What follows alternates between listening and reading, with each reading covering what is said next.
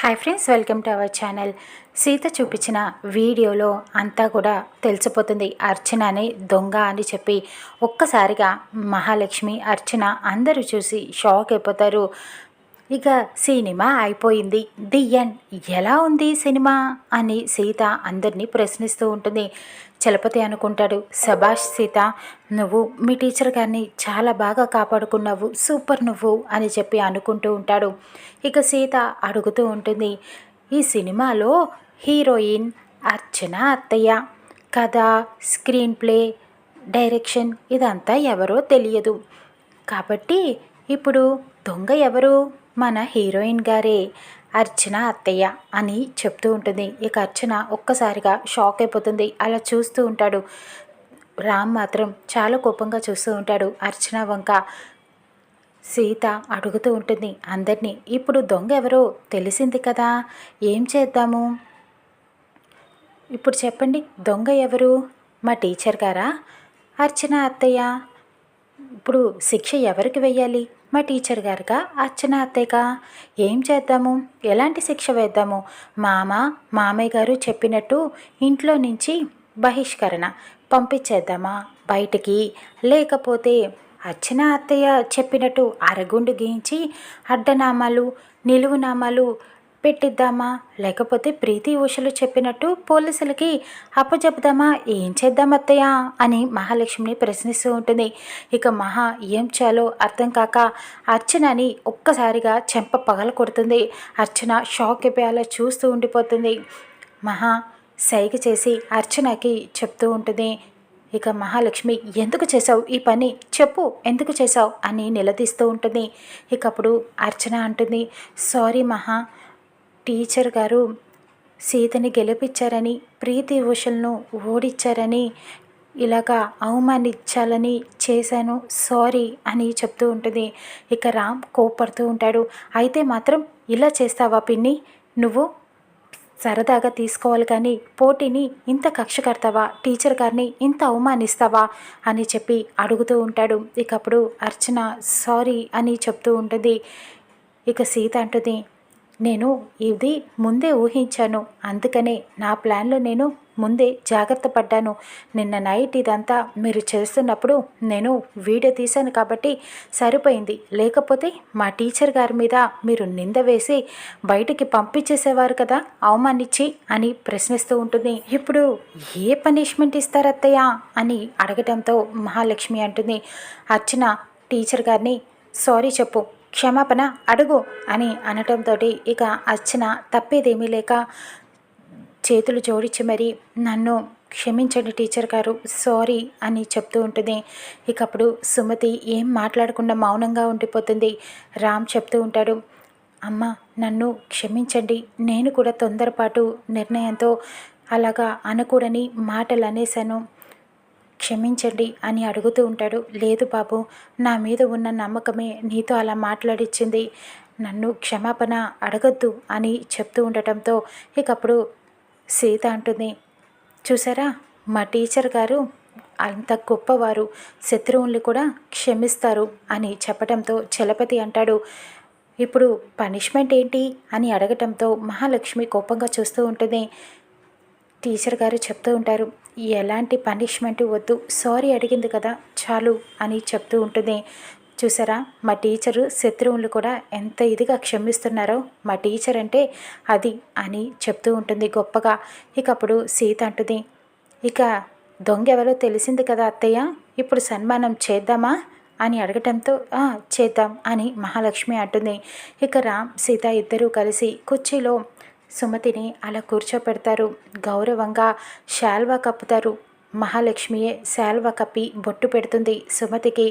ఇక చీర, డబ్బులు ఇస్తూ ఉంటుంది ఎంతో మర్యాదగా నటిస్తూ మహాలక్ష్మి. ఇక అప్పుడు సుమతి, నాకు ఏ చీర ఏ డబ్బులు వద్దు, నాకు ఈ గౌరవం చాలు నాకు అని చెప్తూ ఉంటుంది సుమతి. అదేంటి టీచర్ అలా అంటారు అని రామ్ అడుగుతూ ఉంటాడు. మీరు ఇవేవి వద్దంటున్నారు కాబట్టి నాదొక రిక్వెస్ట్ టీచర్, మీకు ఈ ఇంట్లో గౌరవం, మంచితనం, మనుషులు అందరూ నచ్చారని అన్నారు కదా, ప్రేమ అంతా కూడా కొద్ది రోజులు మాతో పాటు మీరు ఇక్కడే ఉండండి, అని చెప్పి అడుగుతూ ఉంటాడు. ఇకప్పుడు సీత అవును టీచర్ ఒప్పుకోండి, మాతో పాటు కొద్ది రోజులు ఇక్కడే ఉండండి, 10 రోజులు ఎన్ని రోజులైనా సరే మీరు ఇక్కడే ఉండండి మాతో పాటు అని అడగటంతో ఇక సుమతి దేవుడా నాకు ఈ విధంగా ఇలాంటి అవకాశాన్ని ఇచ్చావా అని అనుకుంటూ సంతోషపడుతుంది. సరే మీరిద్దరూ అంతగా అడుగుతున్నారు కాబట్టి మీ సంతోషాన్ని నేను కాదనను, నేను ఇక్కడే ఉంటాను అని ఒప్పుకుంటుంది. ఇకప్పుడు మహాలక్ష్మి అర్చన షాక్ అయిపోతారు. ఛీ నేను తీసుకున్న గొంతులో నేనే పడ్డాను అని చెప్పి తెగ ఫీల్ అయిపోతూ ఉంటుంది. ఇక మహాలక్ష్మి అయితే తర్వాత అర్చనని గదిలోకి తీసుకువెళ్ళి కోప్పడుతూ ఉంటుంది. ఇదేంటి మహా, నువ్వు అందరి ముందు నన్ను కొట్టావు, నన్ను కొట్టకుండా ఉండాల్సింది, టీచర్ గారి ముందు నన్ను అవమానించావు అని అర్చన అంటుంది. నేను కొట్టకపోయి ఉంటే నిన్ను ఆ ఏ సేతో ఆ టీచర్ గారు కొట్టుండేవారు. అయినా నీకు అసలు బుద్ధి లేదా, ముందు వెనక చూసుకునే పని లేదా నీకు అని చెప్పి అడుగుతూ ఉంటుంది. నేనేం చేశాను, నువ్వు చెప్పినట్టే చేశాను కదా మహా అని అర్చన అనటంతో ఏం చేసావు, దొరక సీతకే దొరికావు నువ్వు, నేను చెప్పాను కానీ నువ్వు ఎవరు నీ వెనకాల ఉన్నారో చూసుకోవా అని అడగటంతో తను నా వెనకాలే వస్తుందని నేను ఎలా అనుకుంటాను మహా అని అర్చన అంటుంది. ఇంతలో సీత వచ్చి అక్కడికి ఏంటి అత్తయ్య, మీరు అర్చన అత్తయ్యని చెంపదెబ్బ కొట్టి బాగానే తప్పించారు, కానీ అసలు నిజమేంటో తెలుసా, మిమ్మల్ని నేను కాపాడాను అని చెప్పడంతో నన్ను నువ్వు కాపాడేదేంటి అని అడుగుతూ ఉంటుంది మహా. మీకు సగం సినిమాని చూపించాను, ఇంకా సినిమా పూర్తవ్వలేదు చూపించనా అని చెప్పి మళ్ళీ తన ఫోన్లో ఉన్న వీడియోని చూపిస్తూ ఉంటుంది సీత. ఆ వీడియోలో మహాలక్ష్మి అర్చనకి తన ప్లాన్ చెప్తున్న విషయం కూడా మొత్తం రికార్డ్ అయ్యి ఉంటుంది. ఇక మహా అర్చన ఇద్దరు షాక్ అయిపోతారు. ఇప్పుడు అర్థమైందా అత్తయ్య నిన్న మిమ్మల్ని ఎలా కాపాడానో, ఈ సినిమా కూడా ఈయనకి చూపించాను అనుకోండి, పాపం ఆయన మీ మీద చాలా నమ్మకాలు పెట్టుకున్నారు, మీరు చాలా గొప్పవారని అనుకుంటున్నారు, ఈ వీడియో చూపిస్తే కనుక ఆయన గుండె పగిలిపోతుంది, చాలా బాధపడతారు, ఆ బాధని చూడలేక మిమ్మల్ని నిజస్వరూపం నేను బయట పెట్టలేదు, ఇంకొకసారి మళ్ళీ ఇలా చేశారనుకోండి ఈ సినిమాను కూడా చూపించాల్సి వస్తుంది, అప్పుడు మీరు ఇంట్లో ఉండరు, బయట ఉంటారు, ఎలాంటి పొజిషన్లో ఉంటారో మీరే ఊహించుకోండి అని చెప్పి వార్నింగ్ ఇచ్చి మరీ వెళ్తుంది. ఇక అప్పుడు నన్ను కాసేపు ఒంటరిగా వదిలే అర్చన అని అనటంతో అర్చన వెళ్ళిపోతుంది. మహా చాలా బాధపడుతూ ఫీల్ అవుతూ ఉంటుంది. అక్కడ మధుకి ఫోన్ చేస్తుంది. మధు ఫోన్ లిఫ్ట్ చేయాలా వద్దా అని అనుకుంటూనే లిఫ్ట్ చేస్తుంది. ఏంటి మధు ఎలా ఉన్నావు అని అడగటంతో ఐఎమ్ ఫైన్ అని చెప్తూ ఉంటుంది.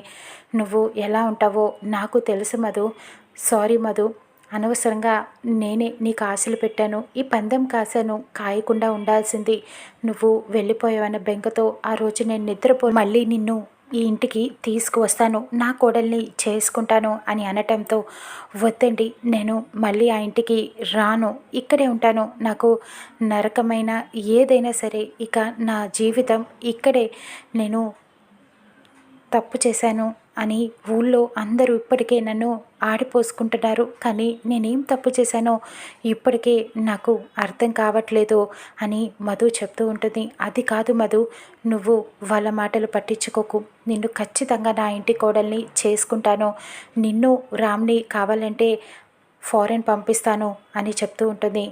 మరి అప్పుడు సీతనేం చేస్తారు అని మధు అడుగుతూ ఉంటుంది. దాని చావు అది చేస్తుంది, నాకు అనవసరం, కానీ నిన్ను మళ్ళీ ఇంటికి తీసుకువస్తాను అని చెప్తూ ఉంటుంది. లేదండి కుదరదు, ఈ లోకం నన్ను మళ్ళీ పెళ్ళి అంటే అంగీకరించదు, నేను వజ్రం అనుకొని రాయిని పెళ్లి చేసుకున్నాను, ఇక నా బ్రతుకు ఇక్కడే ఈ ఇంట్లోనే అని చెప్తూ ఉంటుంది. ఇప్పటికే నా తల్లిదండ్రులు నన్ను ఒక పురుగుని చూసినట్టు చూస్తున్నారు, నన్ను అందరూ ఒక శత్రువులా చూస్తున్నారు అని చెప్తూ ఉంటుంది. లేదు మధు, నువ్వు వాళ్ళ మాటలు పట్టించుకోకు, ఐ డోంట్ కేర్, నిన్ను మాత్రం తీసుకొని వస్తాను అని చెప్తూ ఉంటుంది. లేదండి ఇంక నుంచి మీరు నాకు ఫోన్ చెయ్యొద్దు, నా జీవితం ఇక్కడే, మళ్ళీ నన్ను తీసుకురావాలన్న ఆలోచన రానివ్వద్దు, మీరు నాకు అస్సలు ఇంకా ఫోన్ చేయొద్దు, మీతో మాట్లాడే చివరి మాటలు ఇవే అని చెప్పి ఫోన్ పెట్టేస్తుంది. ఇక మహాకి ఏం చేయాలో అర్థం కాని పరిస్థితి ఏర్పడుతుంది.